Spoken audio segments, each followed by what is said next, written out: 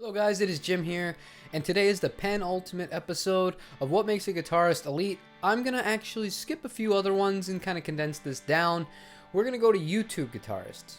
And now tons of people do upload to YouTube, even from professional guitarists to casual players to demo guys, but in order to make it onto this list, I kind of narrowed it down to people that consistently made or still make a lot of content on a regular basis, mainly for YouTube itself. And to clarify, I'm not saying any of these are the best guitarists in the whole world, although two of them they're close. They're really up there, in my opinion, as far as what I like out of a guitar player. So without further ado, I'm going to get this list started with somebody who everybody loves. That's Chris Buck.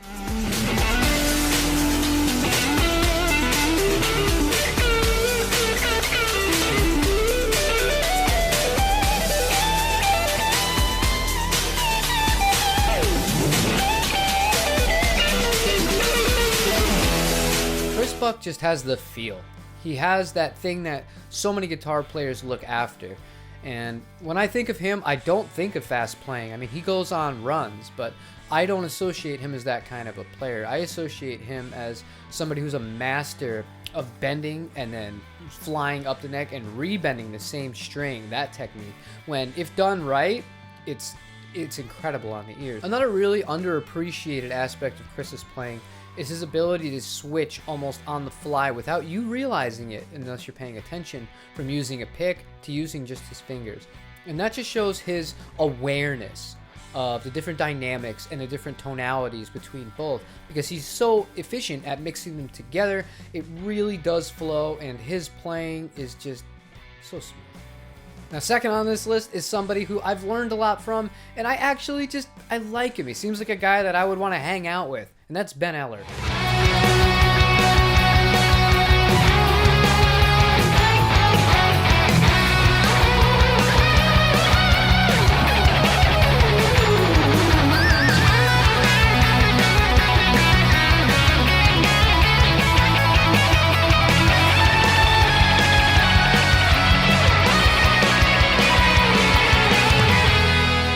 Ben has a really dry and sarcastic sense of humor.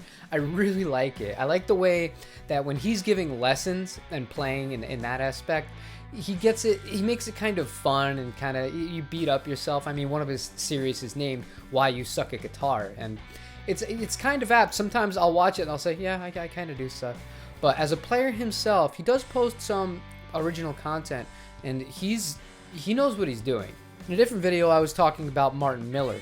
And while I think Martin Miller is a fantastic guitarist, one of the best technical guitar players that I've ever seen, he doesn't have that kind of natural feel, because it's almost too good. Like I said in the other video, it's almost like he's a robot.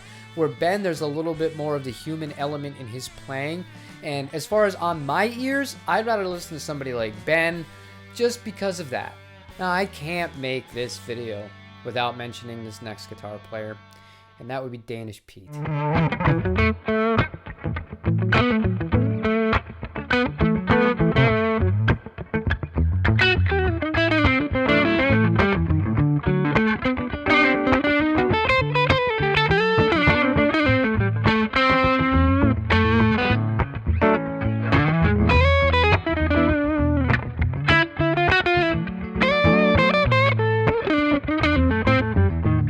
He has a real sweetness in his playing.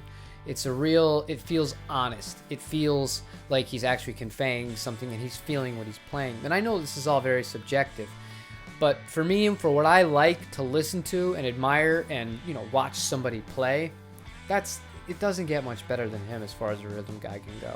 And he can play some leads. He's definitely a competent lead player, but I think of him as like the ideal kind of rhythm guitar player. He just can take a melody and just add in these little bits of spices that really will make something almost generic to an extent sound just otherworldly. Absolutely amazing guitar player. Now, the last two on this list are OGs of YouTube. They're who I watched from the beginning. And I don't know, I think without these two guys, we wouldn't all be here making YouTube videos as guitarists in the way we do, not to the same capacity, and we wouldn't have had people to shoot for. And the first of the two I'm going to mention is none other than Phil X.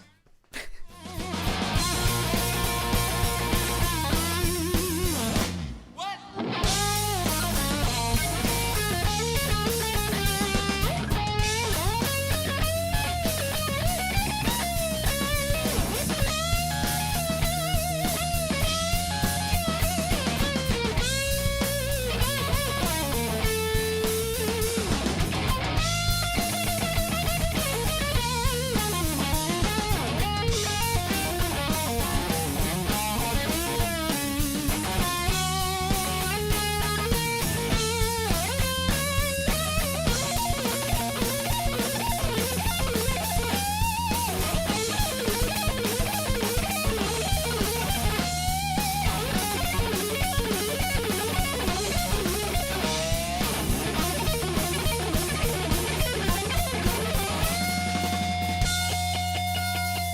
think about what makes a rock star guitarist, I think of Phil X, quite frankly. The guy just has the demeanor. He's got the attitude. He plays the classic style. He can shred. He can riff. When he f***s up, it's not the end of the world. He doesn't care.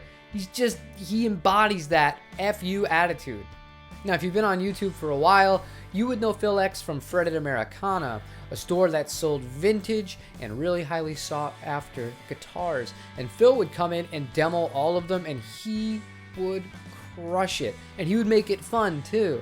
It was the first time of just like not some guy sitting on a little stool meekly talking and playing the guitar and reading off of a spec sheet. The guy would just strap on a vintage guitar and just rock like he was on a stage. He'd sing along. It was just so a la carte and so ready to go. And I love the liveliness of his reviews. I love the liveliness of his playing. His personality really, really comes out. And if you've never heard his band, The Drills, Phil X and The Drills, you absolutely need to check them out. They kick ass. They're so good. And Phil, I love the guy. I love him. He's one of my all-time favorites. And we're going to close this list out with another guy who I'm actually going to be taking a 1-hour lesson with and recording all of it. And that is the legendary Greg Koch.